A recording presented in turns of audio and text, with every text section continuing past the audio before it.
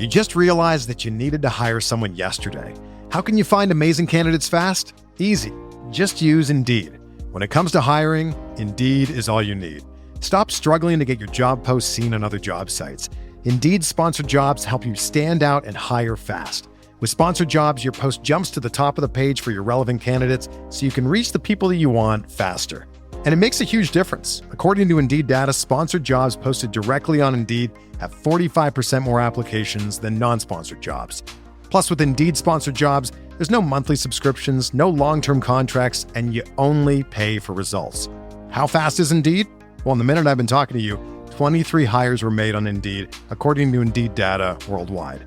There's no need to wait any longer. Speed up your hiring right now with Indeed. And listeners of this show will get a $75 sponsored job credit to get your jobs more visibility at Indeed.com/BWN. Just go to Indeed.com/BWN right now and support our show by saying that you heard about Indeed on this podcast.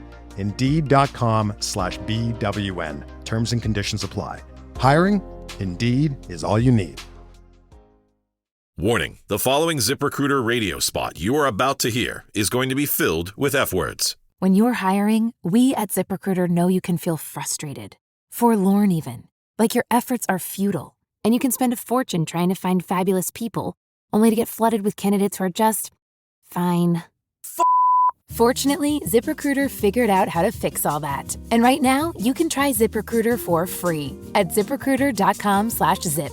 With ZipRecruiter, you can forget your frustrations because we find the right people for your roles fast, which is our absolute favorite F word. In fact, 4 out of 5 employers who post on ZipRecruiter get a quality candidate within the first day. Fantastic. So, whether you need to hire 4, 40, or 400 people, get ready to meet first-rate talent. Just go to ZipRecruiter.com/zip to try ZipRecruiter for free. Don't forget, that's ZipRecruiter.com/zip. Finally, that's ZipRecruiter.com/zip. Welcome into another edition of the James Boyd Podcast. I, of course, am James Boyd, joined by my editor, Jim Ayello. I want to warn all the listeners right now, if I sound a little different, it's because I was irresponsible. I forgot my podcast mic when I came home to watch football with my family. So bear with me if I sound a little different. For the most part, it'll be what you're used to, me and Jim going back and forth about all things Colts. And we do have plenty to discuss. It seems like even though it's the offseason, because it is draft season as well, Jim. And I know this is always our favorite time of the year to speculate, and speculate. Yeah, it's a frustrating time of the year, to be honest with you, because like you learn about so many players who don't end up mattering to you at all. And then on the reverse side, like there are some guys you're like, this is a perfect fit for this team. This guy makes total sense. It's absolutely used to the take. And like, because you've done all the research and you feel really good about it. And then either they don't take him or somebody else picks him before, or you learn they weren't even on the Colts board to begin with for X, Y, and Z reasons. It's again, like the offseason is fun. I mean, I love the offseason because it is like the time where teams get to grow and improve, but it is such a speculative season that, again, who are they going to sign in free agency? Who are they going to hire? Until a lot of these things happen, you don't really have a lot you're just guessing based on knowledge. You got sources in the building you can ask about some of this stuff, but like it's a fun time, but it's one of those, like, by the time we get to August, I'm like, oh, thank God, like actual football and training camp. And then once we get like a week into training camp, I'm like, oh my God, I need to be done and get real football here. So, but anyway, that was the entire NFL calendar I just played out for you guys in the last like minute there. So no, I'm excited. You did a big board that was really cool. You had some interesting names on there, I thought. I mean, honestly, at this point in the offseason for me, as I'm starting to engage, I love these big boards because I get to kind of start a little bit, learning who they are. I don't read just yours. I'll read Dane Brugler's, our draft guru, Nick Baumgartner, and then other teams. Again, just trying to figure out what true positions of need are. One of my bigger pet peeves is looking at mock drafts from other websites, I'll say, and they have like, they're mock like a receiver to the Colts in the first round. I'm just like, that's not going to happen. Like, they're not going to do that this year. You know what I mean? They did like, that's why I like the big boards from the beat writers, because they know what positions, they know better than anybody else what positions the teams are going to be targeting for the most Absolutely. part. So for you, yeah, let's dive in. I mean, you did one this week, 20 guys, 10 on offense, 10 on defense, which I think is a good split given I've made the case that I think they should kind of go heavy on offense in the draft to try to build around Anthony Richardson, but who knows? I mean, they might go defense just because first of all, it's a Chris Ballard thing. Second of all, you got Lou Anarumo's new defense. You need to get some guys in there. So, but we'll start with the offense because you did. The positions that you targeted heavily should come no surprise to Colts fans. Tight end, running back, obviously backup running back. The Colts desperately need one of those. And then you went right tackle and then one right guard, which I thought was interesting too. But in general, you and I have talked about how the offensive line is kind of a sneaky need. But just kind of go through the process and tell people about what it was like to try to make the list, because you were going through like 3 rounds of guys to try to figure out, where the Colts might be targeting. You had the positions, but then, how did you kind of pick these dudes? Yeah, so that was the tough part. It was looking at, okay, well, I can be lazy and look at Dane Brugler's big board and go, hey, I need 20 guys. I'll pick the first 20 and be out of here. But no, it was more so looking at team needs, what's realistic. Obviously, if you look at a player and say, oh, you know what, the Colts need a defensive back and a playmaker, go get, Travis Hunter. That's not realistic, but he's not going to be there around the 14th pick. Even Will Johnson, which we'll get into defensively, he's a bit of a stretch. But, just given some of the fluidity in the draft, that felt like a safer kind of guesstimation versus somebody like Travis Hunter. But when I came to the decision of, certain players and things like that, it was, again, can they realistically be in that range? And then 2, what are the actual team needs? And so for me, it kind of came down to positions. And so when I was making the list, I started off with the positions first and then kind of backtrack from there to figure out, okay, who should I target? Who's a good player? What are they saying about this guy? And reading a bunch of draft reviews from different, websites and also watching different clips and things like that. So it was a longer process. And I always forget every year how long the process takes because you're thinking, as a writer, you're like, oh man, 20 names, okay, 4 sentences each. That's not too bad. It's pretty easy. I'll knock this out quickly. And then you're like, man. And the other thing is you'll look at different guys, and I probably changed my list of 20 guys 3 or 4 times because I didn't want it to become too heavy. Like, for example, I believe the first version of this, I might have had, 5 cornerbacks. And I was like, that's probably too much. If we're going 10 players on defense, I probably need to cut it back to maybe 4 and divvy it up a little bit more. And also, it's just kind of diversifying, the list where it's like I don't want to just zero in on one thing. So that was kind of the process behind it. But I knew, obviously, I needed to start with Tyler Warren just because, he's a big deal out here in Indianapolis. And, a lot of Colts fans like him. And he's been mocked by many places, whether it's The Athletic or other outlets, to the Colts. And I do think that's a realistic fit for the Colts. But beyond that, I think the fun part with me was getting past the Tyler Warrens of the world, the Malaki Starks of the world, and Will Johnsons of the world, and kind of getting to some of these guys that we don't know as much about, but still will be pretty good picks for this team. So as you can see, the way I laid it out, I had a couple of tight ends. I had a handful of running backs, which I think is an underrated need for this team. And then I guess I'll start with this and ask you, Jim, when it comes to this offensive line, to me, I do think that it's a realistic need and something that kind of gets overlooked. And it's like, hey, you do have some questions there at right tackle with Braden Smith, which is why Emory Jones is on this list. And Armand, I hope I'm saying this right, Armand Membo from Missouri. We're all gonna be learning names as we go here, man. And we're all gonna be learning them as we go. Yeah. I had these 2 guys because they're proven right tackles. They played at a high, played in the SEC. And they're pretty athletic. I know with Armand, he was like on the freaks list with Bruce Feldman. So it's like, all right, anybody that's super athletic is always, making Chris Ballard's ears perk up. So these are some of the guys that I kind of targeted. And then a sneaky pick, was Tate Ratledge from Georgia, a right guard, an older player. Again, I don't think that Will Fries is going anywhere. If I had to, make a bet, I would think that the Colts retain him. But as you know, Jim, you can't just go into the offseason with like one plan. You kind of have to have some and some contingency plans in case things don't go your way. And it's not like the NBA or it's not like you franchise tag Will Fries. Like, he can leave. If he gets a great offer from somebody else, he can, say, hey, goodbye. I want this money from the other team. I want this other opportunity. And so I think that's why I kind of, tapered off from the skill position and kind of moved into some of the non-sexy positions that still matter because, as you alluded to, we talked a few weeks ago, everything's about Anthony.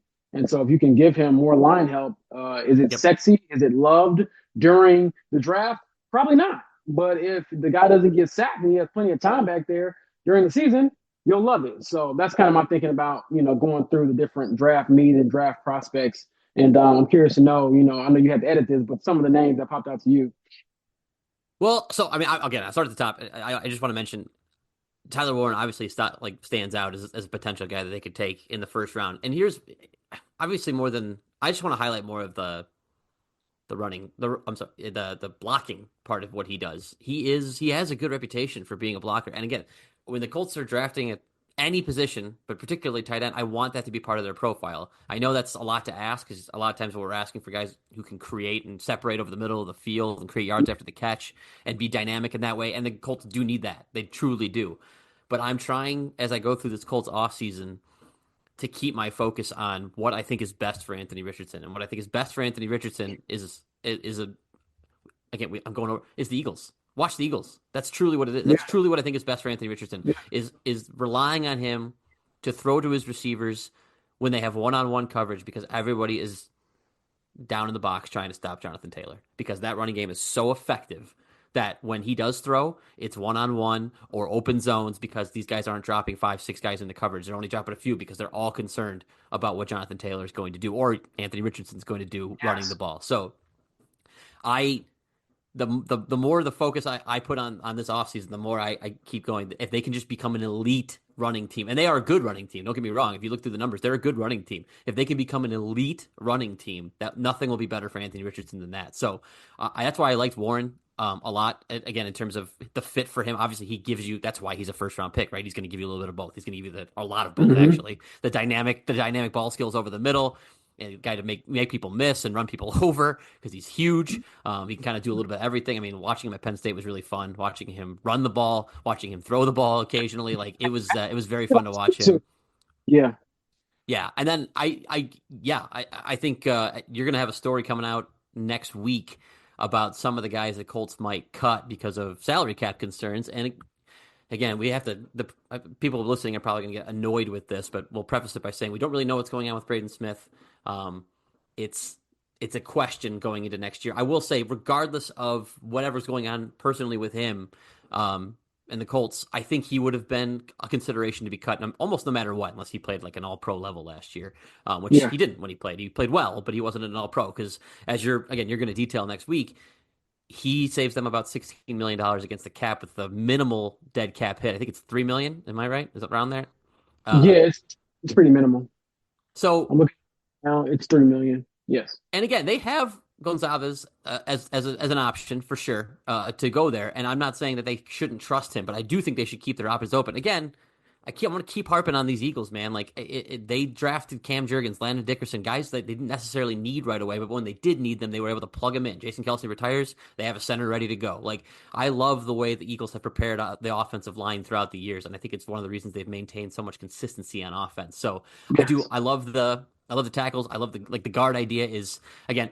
I thought it was smart to put one guard in as you did, just as a reminder, hey, this Will Fries thing isn't a guarantee. Like they might have to have a backup plan. And I'll give credit to Chris Ballard. Again, I feel like in this podcast and a lot of places in Colts media, we end up knocking Chris Ballard a lot of the time. But he did a pretty good job drafting offensive linemen of late. The guys Tanner Borlini also played fairly well in his exposure, I should say, last year.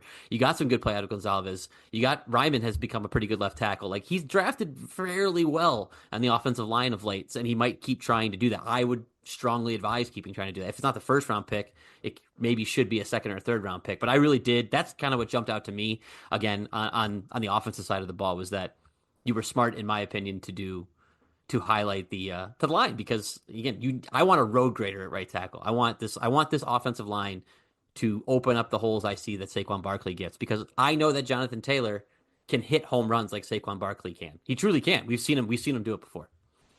Yeah, and to pivot a little bit back to the skill positions, I know we mentioned tight end. I had backup running back on here because I felt like that was definitely a need going into next season. Whether you draft one in a later round, I'm not saying you go out there and draft a running back in the first round. That certainly would be a very surprising move and probably a bad one, given the grades on some of these running backs coming out. But it's something I think that could be, a late day 2, early day 3 move that could help this team, mainly because you can't expect Jonathan Taylor to take almost every single snap like he did for like the last month of the season. And then don't get me wrong, JT was amazing outside of the Denver fumble. I know you all listening are like, he was terrible. Like, no, he actually was pretty freaking great even after that. And so I think you can look at some of these names I have on the list. Trevion Henderson, who, is one of the most dynamic players in the country, super fast guy. He can, break a game open at any moment, averaged 7.1 yards per carry last year.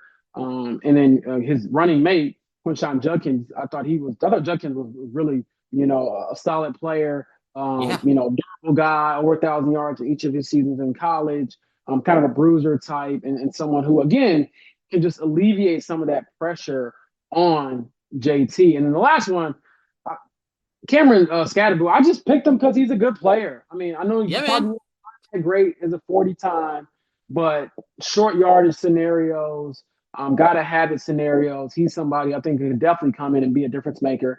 And at some point, I hear the cliche all the time. You want to just draft good football players. He's a good football player because everything that you see, as far as his measurable stuff like that, isn't always that great. But then you see his tape, and he balled out. And he did. And I think, as I wrote in the story, his game against Texas, I think, kind of solidified that he can legitimately play at a very high level. Now, you can say, oh, what was his competition like at Arizona State? But he went up against one of the best defenses in the country and then put on an absolute incredible show. First player in 26 years in the Peach Bowl to win MVP of it in a losing effort. And it's happened before, but again, the first time in 26 years that's ever happened. And so that was pretty cool to see. And he's somebody I think that could instantly help this team. And again, alleviate the pressure on JT and therefore keep him fresh. So when you do have to turn to him and say, hey, it's go time, you can't come out, we need you. You're not worried about, the extra amount of carries he had early in the season or whatever. So that might got banged up. And keep in mind, even with the great season JT had last year, eclipsed 1,500 yards, he was out for 3 games with an ankle injury. And so you have to assume that as running backs get older, as great as they are, they're going to miss time. And so you don't want to be in a situation where you're not able to run the ball at all. Like we saw kind of when JT went down, there were a couple of weeks that we were like, man, they can't move the ball at all. And so that's something I definitely think they should focus on going forward. So it was a fun list. I encourage you all to check it out. I tried to, diversify it, give you all some different feel, different flavors, give my reasoning. And obviously, as I always tell you all on social media or even in the comments of these stories, disagree. Feel free to tell me why you disagree. And I enjoy it. Oh, actually, last thing I'll say before we move on to the defense. Yeah, I want to jump in on here on the running back thing because I think you make a good point here. So, yeah. Yeah. No, feel free. Go ahead. I'm sorry. Oh, no, yeah. I'm looking at Jonathan Taylor. Here's 2 things that stand out to me. One, he had 300 carries last year. Running backs the following year after 300 carries. Yeah, it's not a good history for how they follow up. If you look at the last time Jonathan Taylor had 300 carries, it was 2021. That was his fabulous season. Came back next year, only made it through 11 games. Was good, but not nearly as good as he was the year before. Also worth pointing out really quickly, planning ahead, right? Planning ahead for after. Are you going to give Jonathan Taylor a 3rd contract? It's unlike most running backs don't end up getting 3rd contracts, at least from the same team that they're on. Maybe they'll go somewhere else. I'm not saying he won't end up deserving it or earning it, frankly. But next year, he plays with a $15 million cap hit, which, again, not that big a deal. He can play on that. The next year, it's another $15.5 million cap hit, but $13 million in cap savings if they cut him and if they need to cut him. Question is, if you have a running back that you like behind him, that you've developed behind him, that you've seen for a year, that gives you some flexibility and some options. I'm not saying they should cut him. I'm not advocating for it. I think he's one of the top 5-6 backs in the NFL. I truly do. But flexibility and going into the future. And if he does struggle next year coming off the 300 carries, or if he does have a bunch of injuries that he's dealing with, you're not put in a bind. And to your last point, and again, back to my original point, making Anthony Richardson's life easier. If Jonathan Taylor were to get hurt, you can't have nothing at running back. Can't have no ground game to rely on if he gets hurt. So if you have somebody that you believe in, that you spend a day 2 pick on, maybe it's 2nd, 3rd round, that would be huge for the Colts. Again, it's not a pressing need, but I love that you identified it because I think it is definitely kind of a sneaky need for them.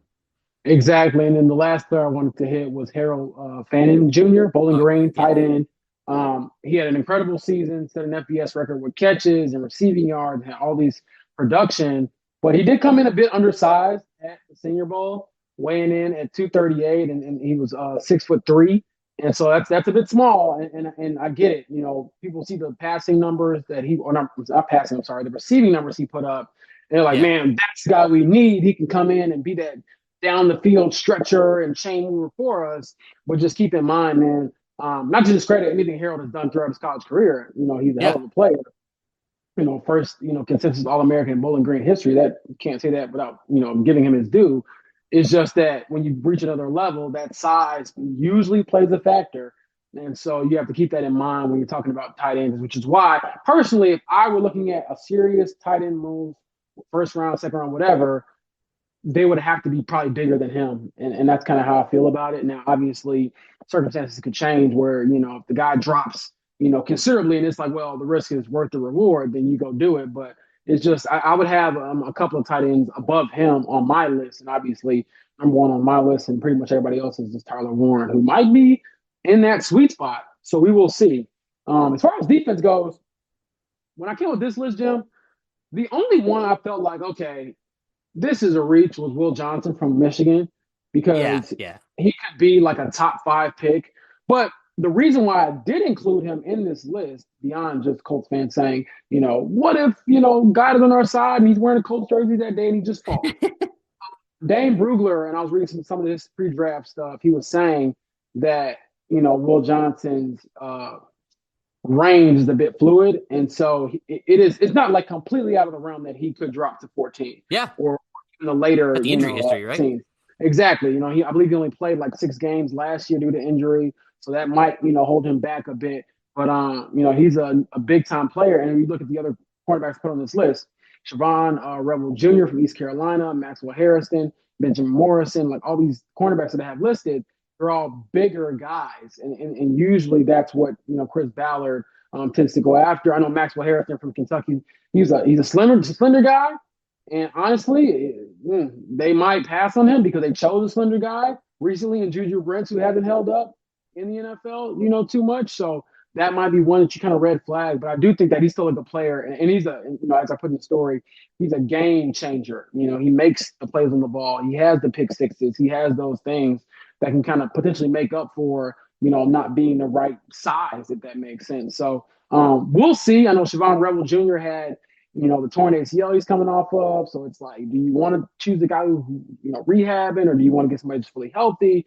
But again, I know as you were editing the story, you're probably thinking like, dang, it's a lot of cornerbacks. But Jim, they need a cornerback. I truly think they need a cornerback, whether it's in the draft or free agency, either or. They need to go get one legit cornerback, a legit number one that can help, this defense. Beyond just Lou Anarumo being there, whether it was him or somebody else, I think any defensive coordinator, they need a starter. And I get it. Like, they've had a decent amount of success with the guys they've had, in Jalen Jones and Sam Womack. But I wouldn't feel comfortable going into next season if my cornerback room was Kenny Moore and a bunch of relatively unproven cornerbacks around him. Couldn't be more. I guess the only thing I'm wondering now is, will Lou Anarumo's defense or preferences change the way Chris Ballard evaluates cornerbacks at all? Because we've all become accustomed to a certain my guess is no, that Chris Ballard will stick to what Chris Ballard knows and likes. Though he's talked about change, he's talked about adapting. I think he'll have a more maybe open dialogue, but it's a defense that is changing from the traditional, cover 2, cover 3 stuff that he's drafted for in the past. So I would think that maybe the type changes, though. Again, like if you can get high quality players with size playing corner, that's always a good thing. Like you always want to see that size. So I don't think Chris Ballard's going to shy away from that, and will probably, lean more toward that. But it is something I'm kind of keeping tabs on, and maybe something that you and other reporters will ask him about the combine is, hey, if you're looking at corners, like is your evaluation change based on this defense being really different than anything else you've kind of played before in Indianapolis and then in Chicago? I'm not going to tell y'all that. You think I'm going to get some, other GMs are listening, but I'm going to ask anyways. And maybe there will be some, as we always do, and it's to Chris Ballard's credit, usually what he says, it isn't a lie. Like, he doesn't lie to anybody, truly. I talked to this guy. He does not lie. And then when you look back at what he said after the fact, when a decision is made, you can often be like, okay, that did make sense at the time. I didn't have the full picture. But there's always like little nuggets and things like that we can, kind of drive ourselves crazy about, but really key in on to kind of figure out what his line of thinking might be. Yeah, totally agree. He is typically he doesn't lie. Like you said, he won't always tell the truth, right? Like he won't always say what he's thinking, but he'll give you little hints or drop. And like you said, when you look back, it's typically like, oh, he did kind of allude to that. So I do appreciate that about him as well. As far as some of the other, I mean, again, I really liked some of the corners that you did had put in here. I will admit too that I'm still kind of learning about a lot of these kinds of guys. Yeah. But I also like the safeties too. We talked about how important the safety position was going to be in Lou Yes. Anarumo's Yes. defense. I think ideal world, and again, this is something I can tease a little bit ahead of time. James is going to have some free agents that he thinks the Colts should target. There will be some safeties on there, no surprise. I think in an ideal world, you probably go get a veteran safety that is familiar at least with the system, that is high IQ, that can help teach the rest of the defense what Lou Anarumo wants them to do. Though I will say, man, a couple of these guys jump out. Like I did, Xavier Watts from Notre Dame is very interesting to me. Obviously, Malaki Starks, that would not be in the first round. Malaki Starks would be in the first round. That's somebody who's very interesting to me. Like if Lou Anarumo feels like he can bring somebody in that's a smart rookie right away and play safety and can kind of help mold the defense the way he wants it to, then go for it. You know what I mean? I'm not saying rule it out, have to bring in a veteran. That's just kind of the way I've envisioned it for him, is that like he'll bring in a veteran safety. He'll bring in maybe a veteran linebacker, people he's familiar with or are just trustworthy in terms of their experience in the NFL, and then Hmm. draft, young corners to kind of learn, and maybe another young safety to eventually, if you're going to end up replacing Nick Cross down the line, maybe, or maybe not. Like I said, there's not one way to do it. It's just kind of the way I've pictured it in my head is, bring in a vet or, draft some defensive linemen that you think could, again, learn the system behind guys like DeForest Buckner and Grover Stewart. So that's the places where I think you can go young, is maybe on the defensive line, especially in the interior a little bit, at the corners especially, and safety's kind of up in the air for me. Like if you can get a guy you think could be a special safety in the draft, obviously I'm all for it. I don't know how you feel about it. That was kind of like one of those things I've been picturing, especially as you sent the free agent list that you have. I was like, yeah, this makes sense. Like get a veteran safety in here, who knows the system or at least can help teach it, and a veteran linebacker in here who can kind of do the same thing from that front seven perspective. But how are you kind of, I know you're still kind of formulating like the offseason for the Colts, but how Yeah. did you kind of envision how they'd add? I do think that it would be wiser to pursue a veteran safety, because when you Yeah. look at the defenses that were dominant for the Bengals, that they rode to the AFC Championship game back to back years, that they rode to the Super Bowl, Jesse Bates was a catalyst for them. Jesse Bates For is a sure. veteran. He's seen a lot of football. He's seen a lot of different schemes. He's made a lot of plays. Whereas with every rookie, as you know, Jim, there's going to be some inherent risk because they just haven't played in the NFL. You don't know. Every year, there's a couple of players, even in the top 10, where they just don't work out and they're not NFL, Yep. starters or stars or whatever the case may be. But my exception to that would be, in the case of a guy like Malaki Starks, like if he's there at 14, he's really, really good. And so, I mean, you check the tape, you check the history, you talk to everybody who knew everybody about this kid, and you do your homework. But it almost feels like he's one of those players that it's hard to envision him being a miss or being someone that wouldn't contribute right away. And so, do you trust your coaching staff to, you know, bring him along and teach him the defense and have him ready by week one? Those are all factors to consider. But yeah, I Yeah. definitely think that when I was listening to these out, it was kind of like, okay, again, preferably the preference is free agency. However, you got to have a plan B, plan C, plan D. And so those are some of the names that came to mind. Xavier Watts, another example of, a guy, older player, so maybe that's a factor that works against him. But he has been, since he's been a full-time safety, he came in as a wide receiver at Notre Dame, switched to safety the last few years. He's been really, really good. And obviously Notre Dame's defense as well took him to the national championship game. So we'll see. But I'm excited about it, mainly because you read some about some of these guys' skill sets and what Lou likes to do with safeties. You just want, either way, whether it's through a draft or through free agency, you got to get a guy back there. And this is what I looked at for is too when I was evaluating these positions: versatility and IQ. Like you got to be multiple. Now I get it. You probably don't want to put too much on their plate if they're a rookie or even just a veteran guy coming into your system. But you got to be multiple, and you got to be able to read offenses and be in the right place at the right time. because he asks a lot of his safeties. I know we talk about, the defensive line, cornerbacks, all that. He asks a lot of his safeties. And the way he kind of phrased it when I was reading previous stories about Lou Rumo was like they're the fire extinguishers or the firefighters. Like they put out the problems. And so you don't want a guy back there that's causing more problems. You want somebody back there that is confident, plays fast, plays hard. And so all the guys I listed, I think kind of fit that bill, fit that mold. And so moving on from safety, I looked at linebacker as well. On the linebackers, it's kind of underrated. My personal belief, and this is not reporting, it's just looking at, the production of the player and also where the team is at. I would think that the Colts move on from EJ Speed and try to get somebody else in there that's more of a rangy cornerback. And again, as you alluded to, we'll get more into that as well with the free agency list that I've written up. But I think you want a better cover linebacker behind Zaire because Zaire and EJ both kind of struggled in coverage. I don't think you can have both in that defense and expect them to really take a good step forward. Zaire, second team All-Pro, he's not going anywhere, podcast or not. It's like the guy is going to be in 2025. It's just determining with EJ Speed. And also, EJ is going to be, 29. I believe he's 29 now. He might be turning 30 soon. And so do you want to get younger? And as I mentioned in this piece, that's one of the positions that Chris Ballard has hit. Like he is good at drafting linebackers, whether it's the first round, the second round, the fifth round, seventh round, like Zaire Franklin. He's good at identifying that talent and bringing in guys who can, make some plays and across the middle of the field and be sort of like the stabilizer of the defense. So those were some of the names that came to mind, or some of the positions that came to mind.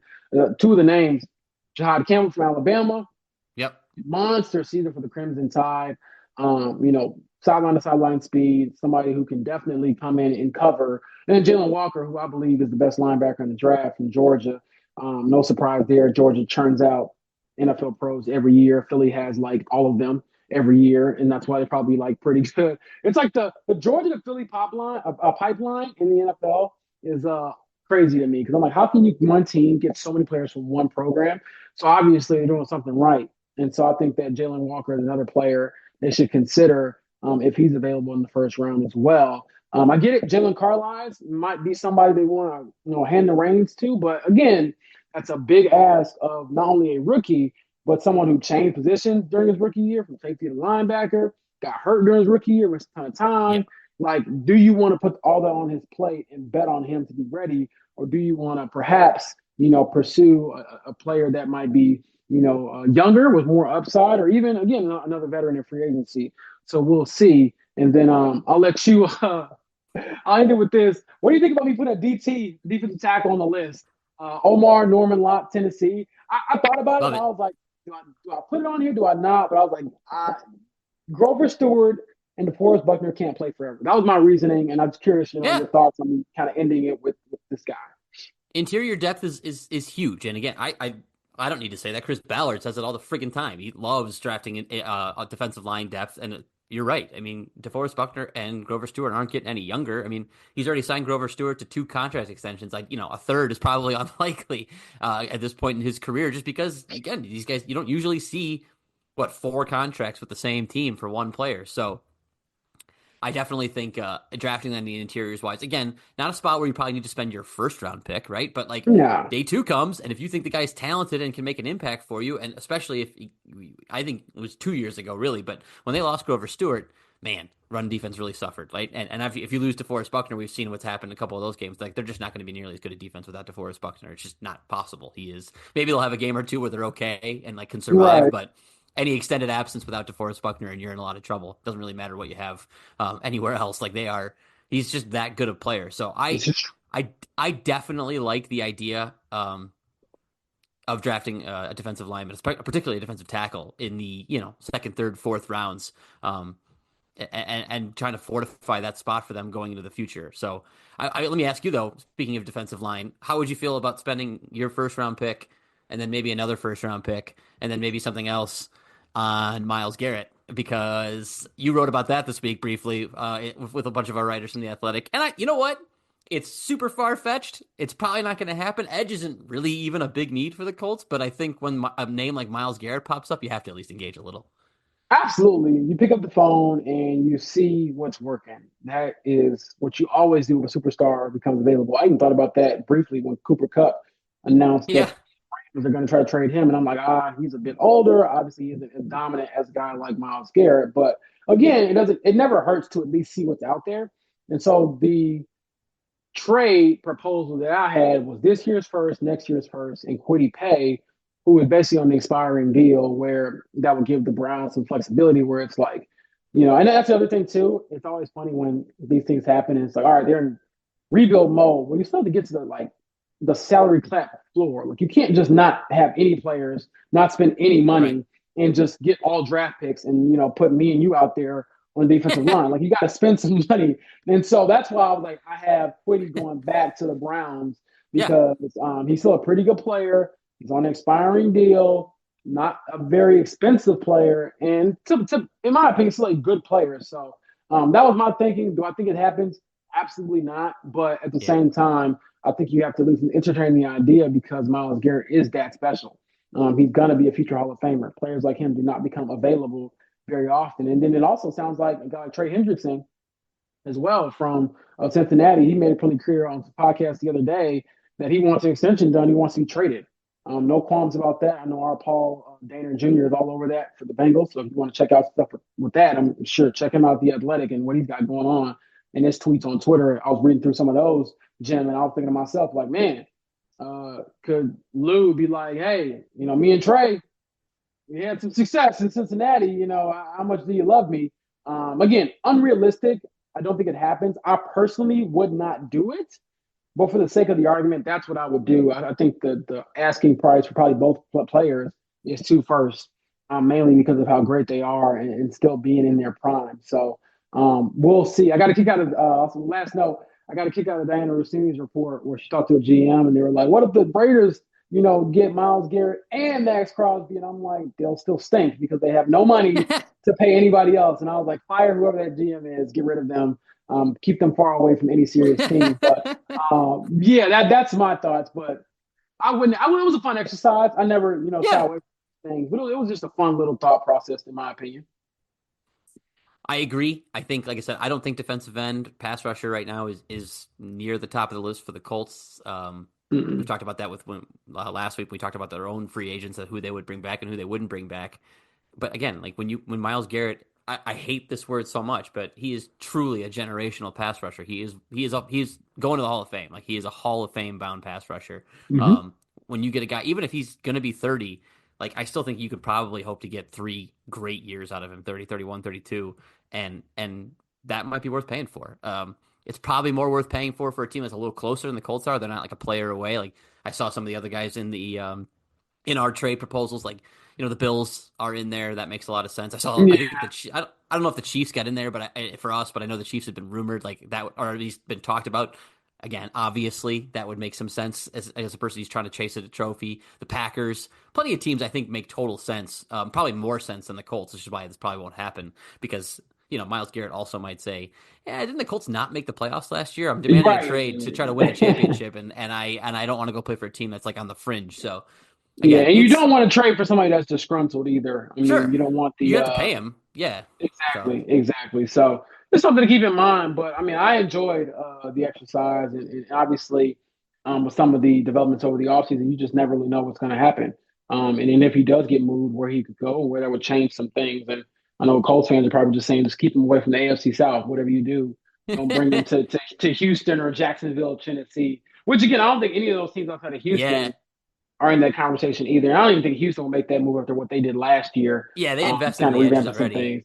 Yeah, exactly. Yeah, They need to get an offensive line too, matter of fact. So that's something to keep in mind. But speaking of changes in free agency, in addition, one of the guys to keep an eye on who's under the radar to the national audience, but matters here in Indianapolis is Sam Ehlinger.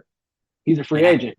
Wrote yep. about him recently as well and what it means for Anthony and what it can mean for the Colts. And I can see both sides of it. I could see somebody saying, "Hey, Sam, you're a third string quarterback who hasn't played much. Why are we paying you? We need to go out and get somebody else." But I can also see if you really want to give Anthony every chance to succeed, the environment to succeed in. You keep his best friend on the team next to him. I believe he's closer to Sam than probably anybody else outside like Josh Downs, who I know he's really close with as well. Mhm. So I don't know, Jim. Like I'll ask you what I ask in the story. Like, how much is that relationship worth? How much is the mentorship, the big brother things, all of those things when it comes to Anthony in year 3, which is a make or break year for him and probably Chris Ballard and Shane Steichen as well. I'm truly torn. This is why I was excited that you wrote about it because it's a fascinating situation. So on the one side of things, my immediate gut reaction I'll say is yes, bring him back. Like you're not gonna have to pay him a lot. It's still third string quarterback money. I think if Sam Ehlinger is willing to come back and be that, then yeah, that's not a huge investment. You are spending this offseason for the 100th time on this podcast trying to invest around Anthony Richardson to make him better and make this work. Like, right? So why not invest whatever it would take, a couple million to re-sign Sam Ehlinger and bring him back and be that kind of guiding light for Anthony Richardson. And then I think, well, he knows he's going to have to be third string, so he might not want to do that. He might want to go somewhere else and at least compete for a backup job. So there's that. 2, he's not the guy that's going to push Anthony Richardson, and Chris Ballard has made it very clear that he wants somebody to do that. So exactly, you're going to bring in a second guy, and that's going to be your backup. Again, you're hoping because Anthony Richardson is going to be your starter. So then Ehlinger pushes down to 3, and then part of me thinks, well, if you're the Colts and you really are smart about this, you probably draft a guy. Because if Anthony Richardson doesn't work out, you don't want to necessarily count on the veteran that you signed in terms of being your long-term answer. There's not going to be a guy out there that they're signing that's going to be their long-term answer at quarterback. You might draft a guy in the 3rd, 4th, 5th, 6th round, something like that, as kind of a developmental prospect and saying, okay, hey, if the Richardson thing doesn't work, we have somebody in the pipeline. No guarantees. Odds are you're probably not going to get a true starter out of that guy, but maybe. You never know. It's crazier things have happened. Russell Wilson, Dak Prescott. These things happen sometimes in the middle rounds. Yeah, I want to say when the Washington team chose RG3, didn't they draft like Kirk Cousins the same year? And obviously, Kirk Cousins is still playing. He ended up being one of the highest paid quarterbacks ever. And I know he has limitations, but Kirk Cousins is a good quarterback. When healthy, pre-Achilles tear, that dude could play. So exactly. Let's continue, but those things kind of matter. That's pretty much it. It's just to say, like, if you sign a veteran, if you bring in a Justin Fields or a Daniel Jones or somebody like that to be the backup to Anthony Richardson, provide legitimate competition for him, and then you say, let's use this last quarterback slot as a developmental slot in case the Richardson thing doesn't happen. And again, if it does happen, great. Well, now you might have your backup of the future, and you let that veteran walk in the next year or 2 or whatever it ends up being. Like, drafting quarterbacks is almost always a good idea. And so having that third guy in the pipeline and knowing he's your third guy because you're going to bring in a veteran behind Richardson, I kind of like that concept. But again, I come back to, well, man, I kind of want Ehlinger in the building because I like the way Ehlinger works with Anthony Richardson. But maybe the veteran you bring in is a similar guiding light. Like, is this a similar person for him? Is, a guy like Daniel Jones has a great reputation in the Giants locker room as somebody that people loved and was willing to work with. Again, he wasn't really grooming anybody, but I think he had a great reputation in terms of just being a team player and doing what it was take to make the team great. So I think Justin Fields, I couldn't, the way he handled getting benched last year, by the Steelers, and the way he handled everything in Chicago, I thought he was been nothing but a classy pro his whole career. I would imagine he might be able to help Anthony Richardson. He's been through a ton in his career. So is Daniel Jones. They might be able to help him go through these things. So maybe you don't need Sam Ehlinger. As I'm talking it out, I am truly conflicted. I don't know which side I'm on this, but I think maybe you let the thing play out past the draft. I'm not sure Ehlinger, maybe he won't sign anywhere right away, and you can see if you draft somebody. I get it's a very confusing situation. I'm wondering where you are on it. Which side would you pick? Yeah, I'll probably say no to Sam Ehlinger. And I get it. Like, he spent a lot. He is a great human being. He is loved by that building and the players in that building, the organization overall. But I just don't know if the talent is enough to justify it. And this is also a different level of power. For example, when Josh Allen says, hey, Mr. Trubisky's my guy, I keep him in Buffalo with me, you do it. Yeah. With Anthony Richardson, it's like, I don't know if he should be given that amount of power or that amount of say in a decision. And I get it. You want to make sure he's good and he's able to perform at a high level. But To me, you tell him, hey, don't delete Sam's number. Keep in contact Right. and hope That's that the true. things that seriously, jokes aside, the things that you learned from him resonated and seeped in enough where you can kind of carry on with or without him.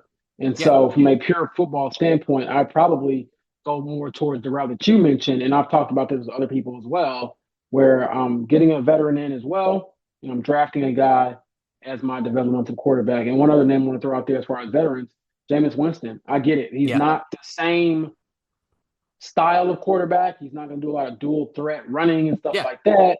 He's mobile enough, but I think from a morale standpoint, a teammate standpoint, charismatic, fun, I think that he would be a really good mentor for Anthony. And I think that Yeah. he has that perfect blend of I had my time and I kind of know what I am now, where he knows I'm probably never going to be the guy again. Yeah. Whereas, Daniel Jones was the guy as early or as recently as the beginning of this past season. Yeah. Justin Fields, the beginning of this past season, where those guys are younger and less established or less, jaded, if that makes sense, to the point where they're like, okay, maybe I can still go out here and get a starting job and I really, really want it, versus Jameis kind of knowing like, wherever I go, I'm gonna probably be QB2 in the emergency QB1. And Yeah. so also I guess for content, if people want to laugh every day, it seems like Jameis is having a great time at Super Bowl, throwing out W's, cookie W's, and interviewing people. And he does seem like, again, a guy who would embrace being that big brother to Anthony, because we've seen him do it with other teams. And so that's something to keep in mind as well, going forward. So I'm curious to see it, because the quarterback position outside of Anthony is very fascinating. There's so many questions. And like you said, I'll end it with this, Jim. You have to get legit competition, number one. Yeah. The Sam Ehlinger stuff is cool to talk about. It is secondary, though, to bringing in players who really push number 5 to hopefully have the best year of his career for the Colts' sake. So we will see. I'm excited to see what he does over the summer. Hopefully catch up with him sometime during their break. Hopefully, fingers crossed, I can make that happen. But either way, I'm sure we'll check in with him at some point to see what's going on, what have you been working on, how are you getting better, and also what the Colts are doing. Right. Not being stagnant and making sure that they're being honest with their words, because this is what Chris Ballard told us would happen. And so now we have to hold his feet to the fire and see if he's honest about that. Because if he brings in some guy, I don't know, if you bring in Snoop Huntley or something like that, no one's gonna like really believe that No. you're putting pressure on Anthony. And I don't know. Another question I want to ask you though is like, how much Yeah. pressure is too much pressure? Like, is Um. that a thing? Like, do you want to bring in somebody who, like Justin Fields, for example? I get it. That dude wants to start though, and so how honest will you be in your assessment of the competition? Like, if Justin Fields is better than Anthony Richardson by a considerable margin in training camp in Westfield, do Yeah. you give him the job in week 1 and say, all right, Anthony, that's it? I have a hard time doing that, because I'm like, Look, here's what I'll say.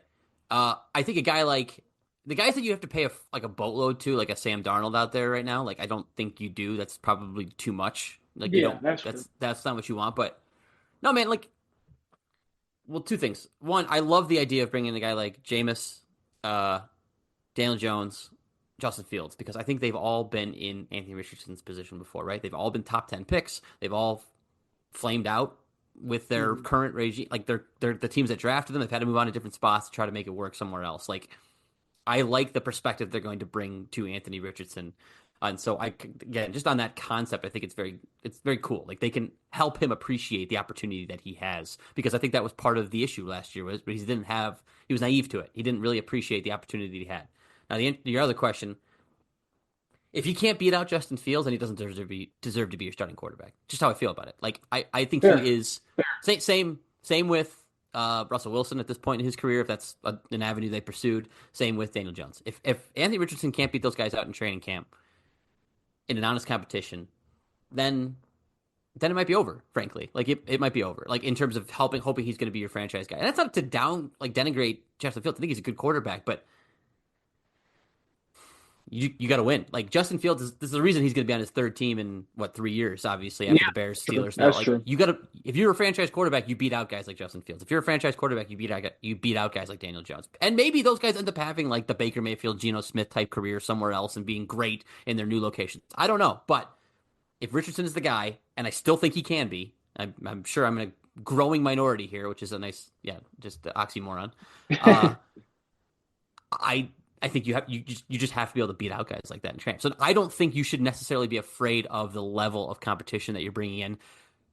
Aside from the fact of the way that balances with like the salary cap and the finances of it, you bring in a guy like Darnold that really straps you, and it probably doesn't make as much sense. But I don't know, man. Like anybody making like 10 million or less, I think he should be able to beat out. Like if that's whatever Russ signs for, I think assuming that's what like Fields or Jones will sign for. Jones will probably get less. I don't know. I just kind of feel like that's the range of caliber of quarterback that you're going to have to sign. And if he can't beat those guys out, then you might have your answer already. That's fair. One clerical, I guess, error or, house footnote, whatever, is Justin Fields is the number 11 pick. So I don't want Bears fans Oh, to, my bad, my come bad, my find bad. you and beat you down and say, Yeah. because if we would have, got this guy, whatever, in the same year, we would have got this quarterback. Like, relax, Bears fans. You all crushed me last week with my what if story. Relax, relax. Also, I encourage you all to check that out too. In the spirit of the Super Bowl, check out the What If 2024 season. We had a lot of fun with that. Me, Jim, and our guy Austin Mock with his simulations, which everyone agreed with. There was no arguments. There were no debates. I was right. Anybody who read that story and thought I was wrong is wrong. So that's my hot take on that. And speaking of hot takes, Jim, we'll end it with this. Yeah, because this is how I know we are. I'm excited for this. Been waiting for kindred this. Spirit, my friend. Super Bowl picks first. Who you got? Because you know who I got. I'm picking the Chiefs. Yeah. Spoiler alert, we'll have some picks from our staff with the Athletic coming out. I picked Chiefs to win 27-24. My reasoning in it will be in the story. But how about you? Yeah, I'm going boring. I'm going Chiefs. First of all, that's what I'm rooting for. So there's that. I want to see the three-peat. And second of all, I think the disparity in rosters has been overplayed. Everybody's like, "Oh, the Eagles have the best roster. All they have to do is overcome Patrick Mahomes." Not true. The Chiefs have a very good team and very good coaches. Like, this is a very, very, very well put together team that executes better than anybody else in the NFL. Now, the Eagles are great. They do have a great roster, but like, let's not overstate the talent edge. I give it to the Eagles, but I don't, not the most important position, first of all. And second of all, I give it to the Eagles, but I don't think it's going to be enough. So I'm taking the Chiefs. Yes, I would agree. I mean, Chris Jones, Trent McDuffie, like they have some players over there. And then they also, just my thinking, they have dudes who have done it. And so I would not be shocked if Travis Kelce has some nasty stat line where it's like 3 catches for 22 yards, but 2 of them are for touchdowns. Like that's how weird the Chiefs do things when it comes to winning. And so we'll see how that goes. But what I will not be rooting for or watching or trying to predict is the Super Bowl commercials during a Super Bowl party, because I hate Super Bowl parties, Jim. This is me getting on my soapbox for those listening and saying Super Bowl parties are un-American, okay? If you are the type who goes to the Super Bowl party and you're worried about the commercials and the snacks, stay far away from me. You are like the plague. I don't want to be near you when the game is on, because for me, the Super Bowl is about locking in on a freaking game and, scarfing out some food at halftime, quarter breaks, all that stuff, pretending like I care about the halftime show. Love you, Kendrick Lamar. Loved all these other performances through past years. But I'm sorry. If you ain't watching the game, don't invite me. Don't invite me. I could not agree more. I think when you were telling me about this, I told you there was the parties I went to when I was still living in Indy, and it was the only type of party that I could tolerate, because the way it was set up was that downstairs they had a TV set up for people that wanted to like mingle, talk commercials, care about the halftime show, all that stuff, all fine. But upstairs was supposed to be for the people that actually wanted to watch the game and talk about football. I went upstairs and disappeared for 4 hours, and that was where I wanted to be. I want to lock in on the game. At this point, like you said, you're going to watch with your dad. I'm going to watch with my brother. That's That's the only person I really want to watch with. We're going to lock in on the game. We're going to talk about the game pretty much exclusively. And if we happen to catch a commercial or two, in between grabbing a drink or going to the bathroom, fine, whatever. But I am in it to watch what I think are two of the best football teams. And this is one of the best Super Bowl matchups. Again, I know people are bored, but man, these are great teams. This is going to be a great game. I am so excited for it. And I don't care about the commercials. I kind of care about the halftime show sometimes. So I'll watch to see if I think it's good. It usually doesn't matter to me too much, and it doesn't really matter who the performer is. I'll always watch it to be that was fun. That's true. But That's true. In this one, again, Kendrick Lamar could be great. I'm open to anybody being great. Frankly, I'm open. I just want to be entertained. So I don't know. Do you have any hot thoughts on the halftime show? Not like us. The people are like, "Oh man, should he play this song that dissing Drake or whatever?" Yes.